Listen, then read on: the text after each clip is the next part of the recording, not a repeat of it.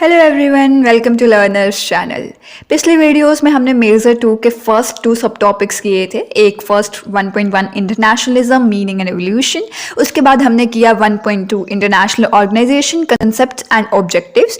अब आज की वीडियो में करने वाले हैं 1.3, that is emergence of international organizations from the concert of Europe to the League of Nations. तो चलिए बिना किसी देरी के अपने टॉपिक को शुरू करते हैं। Let's begin. इंट्रोडक्शन की बात करें तो जो इंटरनेशनल ऑर्गेनाइजेशन, जो कि हमने पिछली वीडियो में भी बात करी थी, सेकेंड वीडियो में, इंटरनेशनल ऑर्गेनाइजेशन जो है वो क्यों फॉर्म की गई। पहले तो उनको कंट्रीज फॉर्म करती हैं। कौन फॉर्म करता है उनको? कंट्रीज फॉर्म करती हैं। ठीक है, अब कंट्रीज क्यों फॉर्म करती हैं? पीस को मेंटेन करने के लिए, शांति को मेंटेन करने के लिए, कोऑपरेशन को मेंटेन करने के लिए। किसके बीच में? अमंग नेशंस, अमंग कंट्रीज जो है वो क्या किया जाता है? इंटरनेशनल ऑर्गेनाइजेशन फॉर्म की जाती है bye group of countries. And किस चीज के लिए किया जाता है? इनका मोटिव क्या होता है? पीस को मेंटेन करने के लिए और कोऑपरेशन को मेंटेन करने के लिए। पीस और कॉपरेशन से क्या तात्पर्य है, क्या मीनिंग है? पीस देखो, शांति। अब दो कंट्रीज के बीच में लड़ाई लग रही है, ठीक है, दो कंट्रीज, मान लीजिए आप हिपोथेटिकल सिचुएशन ले लीजिए, दो कंट्रीज के बीच में लड़ाई लग रही है और उस टाइम पे क्या होगा कि जो ये ऑर्गेनाइजेशन होंगी ना, ये अपने डिसीजन सुनाएंगी कि इस टाइम पे इस कंट्री को, इन कंट्रीज को क्या करना चाहिए। नाटो हो गया, सार्स हो गया, वर्ल्ड हेल्थ ऑर्गेनाइजेशन हो गया, वर्ल्ड ट्रेड ऑर्गेनाइजेशन हो गया, ये डिफरेंट जो ऑर्गेनाइजेशन है ना, ये कंट्रीज के एफर्ट्स के साथ ही बनी है और लास्ट में कंट्रीज को ही हेल्प करती हैं कि इन्हें क्या डिसीजन लेना चाहिए जब एक क्रिटिकल सिचुएशन आ जाती है कंट्रीज के बीच में। तो पीस को मेंटेन करने के लिए। कॉपरेशन से क्या मीनिंग है? कॉपरेशन देखो, जैसे कि मैंने आपको पहले भी बताया, अगर आपने मेरी पिछली वीडियोस देखी हैं, यू कैन अंडरस्टैंड दिस, कि एक प्रॉब्लम होती है, लाइक क्लाइमेट चेंज हो गया, पोल्यूशन हो गया, वो किसी पर्टिकुलर कंट्री के लिए नहीं है कि बस एक ही कंट्री से डील करिए। नो, पूरा वर्ल्ड डील कर रहा है। तो उस टाइम पे उस प्रॉब्लम को कॉम्बैट करने के लिए, उस प्रॉब्लम से लड़ने के लिए, उस प्रॉब्लम से डील करने के लिए सभी कंट्रीज को कलेक्टिव एफर्ट्स डालने पड़ेंगे।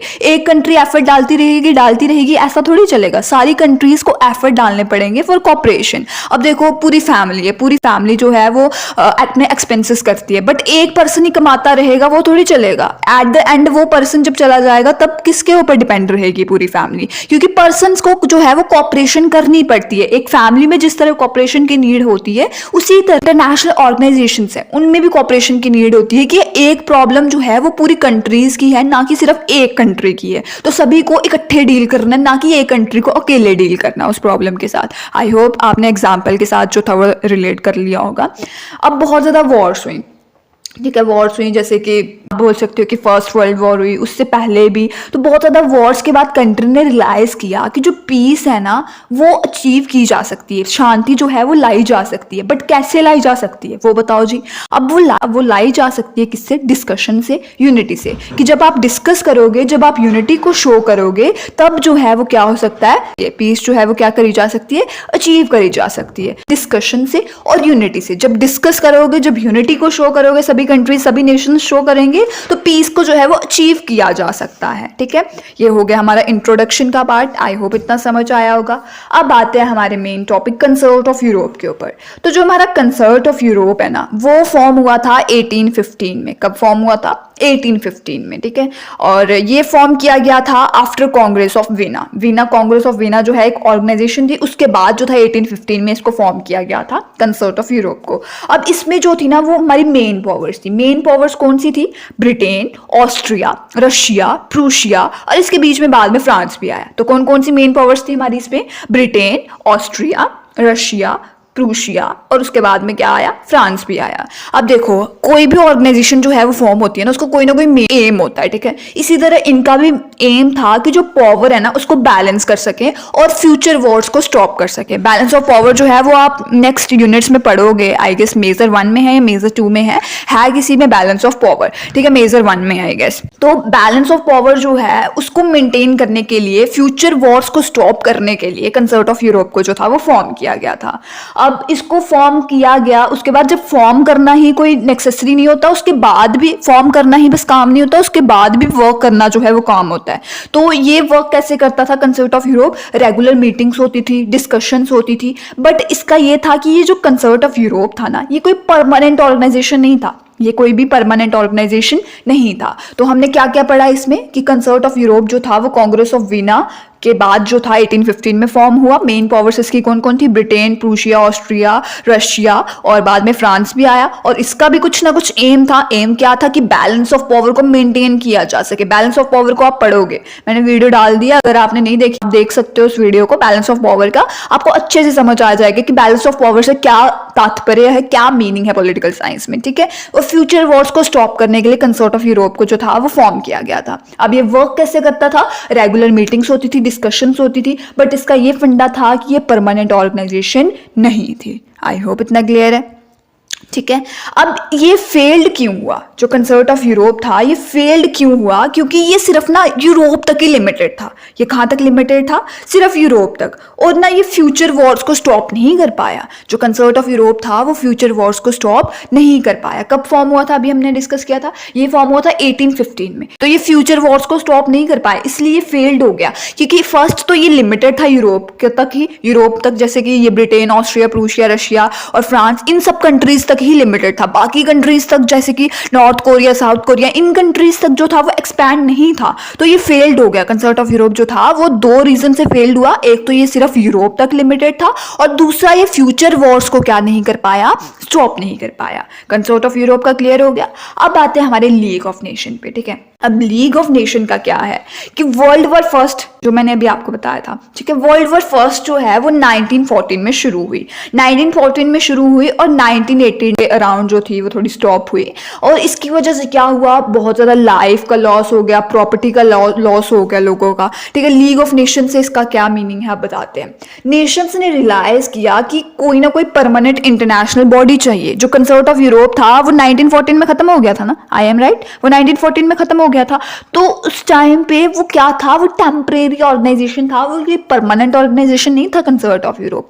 तो इसमें क्या हुआ? नेशंस ने रियलाइज किया कि कोई परमानेंट इंटरनेशनल बॉडी होनी चाहिए जो पीस को मेंटेन कर सके, वो नहीं जो टेम्परेरी जैसे कि कंसर्ट ऑफ यूरोप थी। कंसर्ट ऑफ यूरोप 1815 में फॉर्म हुआ, 1914 में वो अबॉलिश हो गया और 1914 में ही फर्स्ट वर्ल्ड वॉर आ गई। देखो 1914 में फर्स्ट वर्ल्ड वॉर आई, तो उस टाइम पे इन्होंने रियलाइज किया जो कंसर्ट ऑफ यूरोप था ना उसने वॉर को नहीं रोका, उसने वॉर को नहीं प्रिवेंट किया और हमारा जो वॉर है वो स्टार्ट हो गया 1914 टू 1918। और नेशंस ने बताया कि ये परमानेंट बॉडी नहीं थी जो हमारा कंसर्ट ऑफ यूरोप था, जिसकी वजह से क्या होगा कि हमें पीस को मेंटेन करने के लिए एक परमानेंट इंटरनेशनल बॉडी की जरूरत है। अब देखो जो वुड्रो विल्सन थे, इसके बारे में मैंने आपको पहले भी पिछली वीडियो में पढ़ाया है। वुड्रो विल्सन जो थे ये यूएस प्रेसिडेंट थे। इन्होंने आइडिया को प्रपोज किया, क्या आइडिया कि हमें लीग ऑफ नेशंस को फॉर्म करना चाहिए। क्या फॉर्म करना चाहिए? लीग ऑफ नेशंस को फॉर्म करना चाहिए। देखो लीग ऑफ नेशंस जो था वो क्यों फॉर्म हुआ? क्योंकि हमारा जो कंसर्ट ऑफ यूरोप था 1815 से 1914 तक फॉर्म हुआ था, उसका जो वो परमानेंट बॉडी नहीं थी और परमानेंट बॉडी होने के साथ साथ वो लिमिटेड था सिर्फ यूरोप तक, ठीक है, यूरोप तक लिमिटेड था और वो फ्यूचर वॉर को प्रिवेंट नहीं कर सका, फ्यूचर वॉर को स्टॉप नहीं कर सका, तो वो क्या हो गया? खत्म हो गया। उसके बाद आया हमारा league of nation. League of nation जो था वो कब आया? जब वर्ल्ड वॉर फर्स्ट हुई ना, लोगों को लगा कि हमें परमानेंट बॉडी की जरूरत है, हमें टेम्परेरी ऑर्गेनाइजेशन से कोई काम नहीं चलने वाला हमारा। तो वुड्रो विल्सन जो थे यूएस के प्रेसिडेंट, उन्होंने आइडिया प्रपोज किया कि आपको क्या करना चाहिए, लीग ऑफ नेशन जो है वो फॉर्म करना चाहिए। अब लीग ऑफ नेशन हमारा फॉर्म हुआ 1919 में। कब फॉर्म हुआ? 1919 में। ये किस ट्रीटी के अंडर फॉर्म हुआ? ट्रीटी ऑफ वर्साइल्स के अंदर। कौन सी ट्रीटी के अंदर? ट्रीटी ऑफ वर्साइल्स के अंदर, जो 1919 में, ठीक है, ट्रीटी ऑफ वर्साइल्स जो 1919 में थी, इसमें लीग ऑफ नेशन को जो था वो फॉर्म किया गया था। इसका हेडक्वार्टर है जिनेवा, स्विट्जरलैंड। कहाँ पे है? Geneva, Switzerland. अब इसके मेन एम्स की बात करें ना, मेन एम्स क्या है इसके लीग ऑफ नेशंस के? कि फ्यूचर वॉर को प्रिवेंट करना है, ठीक है, फ्यूचर वॉर नहीं होने देनी है। और जो डिस्प्यूट्स है ना, जैसे कि इंडिया और पाकिस्तान का डिस्प्यूट है, अफगानिस्तान पाकिस्तान का डिस्प्यूट है, अमेरिका इंडिया का डिस्प्यूट है, तो उनको पीसफुली सॉल्व करो। लीग ऑफ नेशन का ये फंडा था कि आप जो भी डिस्प्यूट्स हैं, जो भी आपकी बातें हैं, उनको पीसफुली सॉल्व करो, फ्यूचर वॉर की तरफ नहीं जाओ, बस पीसफुली अपनी चीज़ों को, अपने कॉन्फ्लिक्ट्स को रिजॉल्व करो। और इन्होंने कॉपरेशन को प्रमोट किया अमंग नेशन। कॉपरेशन से क्या मीनिंग है? जैसे कि इंडिया जो है वो कॉटन प्रोड्यूस कर रहा है, अब कॉटन जो है वो दूसरी कंट्री में जा रहा है, ठीक है, दूसरी कंट्री से क्या आ रहा है? कुछ और लगा लो, इम्पोर्ट कर रहे हो आप सामान, लगा लो कि आप क्लोथ इंपोर्ट कर रहे हो, कॉटन इंडिया जो है वो दूसरी कंट्री में भेज रहा है और उसके बदले में क्या ले रहा है, क्लोथ ले रहा है। So that is cooperation, cooperation show हो रही है। कंट्रीज जो है वो बोल रही है एक चीज तुम प्रोड्यूस करो, एक चीज हम प्रोड्यूस करते हैं, फिर उसका एक्सपोर्ट इंपोर्ट आदान प्रदान करते हैं, ठीक है, वो हो गया कॉपरेशन। वो क्या हो गया, कॉपरेशन। अब इन्होंने क्या किया, सोशल इकोनॉमिक कंडीशन को इंप्रूव करने के लिए भी सोचा कि लीग ऑफ नेशन से क्या होगा, जो कंट्रीज की सोशल और इकोनॉमिक कंडीशन है ना, जो कंट्रीज बहुत पिछड़ी हुई है ना, उनका भी कुछ फायदा होगा, ठीक है, लीग ऑफ नेशन से। इसके मेन ऑर्गन्स क्या थे, असेंबली, काउंसिल और सेक्रेटेरिएट, ठीक है, 3 मेंबर थे, sorry for miss pronouncing the words, ठीक है, असेंबली, काउंसिल और सेक्रेटेरिएट, ठीक है। सेक्रेटेरिएट 3 वर्ड्स थे, 3 मेन ऑर्गन्स थे। और लीग जो थी ना, बाद में क्या हुआ, जो हमारी लीग ऑफ नेशन थी ना, ये भी बिग वॉर्स को स्टॉप नहीं कर पाई और लेटर इसको रिप्लेस किया यूनाइटेड नेशन ने, जो कि 1945 में फॉर्म हुआ था। तो देखो, जैसे कि कंसर्ट ऑफ यूरोप आया, कंसर्ट ऑफ यूरोप का कंसेप्ट आया, वो भी 1914 तक रहा, उसके बाद वो अबॉलिश हो गया, वो खत्म हो गया, आप बोल सकते हो। लीग ऑफ नेशन आया, लीग ऑफ नेशन भी खत्म हो गया क्योंकि ये बिग वॉर्स को स्टॉप नहीं कर पाया। उसके बाद आया हमारा यूनाइटेड नेशन 1945। क्या आया, यूनाइटेड नेशन 1945। तो कंसर्ट ऑफ यूरोप जो था ना, वो हमारा फर्स्ट स्टेप था कॉपरेशन की तरफ। कंसर्ट ऑफ यूरोप जो था वो क्या था, हमारा फर्स्ट स्टेप था कॉपरेशन की तरफ। और लीग ऑफ नेशन जो था ना, वो फर्स्ट ग्लोबल ऑर्गेनाइजेशन था पीस के लिए। लीग ऑफ नेशन हमारा फर्स्ट ग्लोबल ऑर्गेनाइजेशन था पीस के लिए, और कंसर्ट ऑफ यूरोप जो था वो फर्स्ट स्टेप था कॉपरेशन के लिए। तो दोनों ने जो था वो वे बनाया किसकी तरफ, यूनाइटेड नेशन की तरफ, जो 1945 में फॉर्म हुआ। तो आज की वीडियो में हमने क्या पढ़ा, क्विक रिकैप करते हैं, ठीक है। क्विक रिकैप से क्या मतलब है, चलो समझते हैं। इंट्रोडक्शन में हमने थोड़ी सी बात की इंटरनेशनल ऑर्गेनाइजेशन क्या होता है। उसके बाद हमने बात की कि वॉर्स के बाद कंट्रीज जो हैं वो रियलाइज करती है कि हमें पीस जो है वो अचीव करनी है किससे, डिस्कशन और यूनिटी से, ना कि अपनी वॉर्स से। उसके बाद आया हमारा कंसर्ट ऑफ यूरोप का फंडा। कंसर्ट ऑफ यूरोप जो था वो कांग्रेस ऑफ विना के अंडर फॉर्म किया गया था 1815 में। इसकी मेन पावर्स जो थी वो हमने डिस्कस करी, फिर इसका हमने एम डिस्कस करा, फिर हमने ये देखा कि ये काम कैसे करता था, क्योंकि किसी ऑर्गेनाइजेशन को बनाना तो है बट उस पर वर्क करना भी इंपॉर्टेंट था, तो ये काम कैसे करता था वो हमने देखा। और फिर हमने देखा कि ये परमानेंट ऑर्गेनाइजेशन नहीं था, ये टेम्परेरी ऑर्गेनाइजेशन था, ठीक है। उसके बाद ये फेल क्यों हुआ वो भी हमने इसका रीजन देखा। फिर हम बढ़े लीग ऑफ नेशन की तरफ, लीग ऑफ नेशन का कंसेप्ट क्या है। फिर हमने लीग ऑफ नेशन का देखा कि कब फॉर्म हुआ और क्या इसके हेडक्वार्टर हैं और क्या इसके मेन एम्स हैं। वो पढ़ने के बाद हमने मेन ऑर्गन्स पढ़े। फिर हमने देखा कि लीग ऑफ नेशन का जो फेलियर का कारण था वो क्या था, और लीग ऑफ नेशन के फेल होने के बाद कौन सी न्यू ऑर्गेनाइजेशन को बनाया गया।